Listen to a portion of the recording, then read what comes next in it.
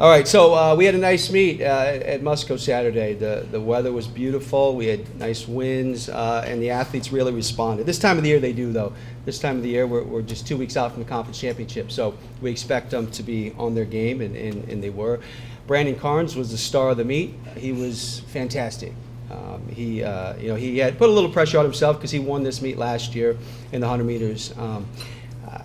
And he had some much better competition this year. But his 100 was really close to flawless. I mean, he did all the things that we've been talking about now for 2 years. He looked fantastic. There was never any question. He ran 10:24 legal, which is fast. I don't care where you are, that's fast. He's number 2 now on the all-time list, and very close to that school record. He came back in the 200, and he was competing with a couple different guys that had beaten him over the last couple of years. And he, again, ran really, really fast. He ran 20.70, which at the time was a school record.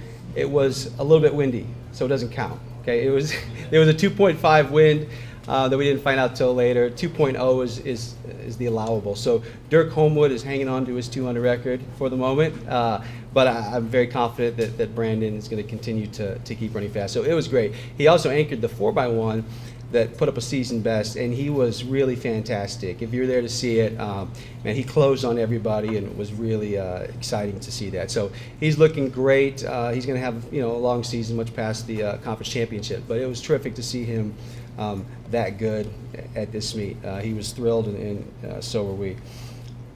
Alex Wilson, she ran the 800 meters, just a little speed work for her, and she ran a 2:07, number 2 all time at UNI. She was terrific.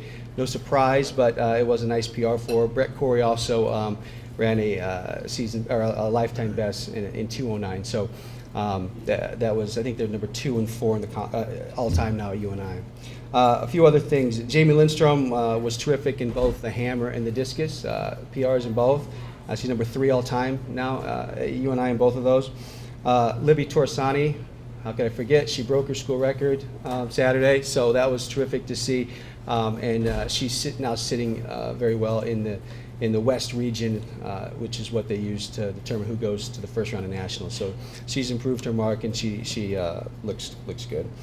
John Russ had a PR in the high hurdles.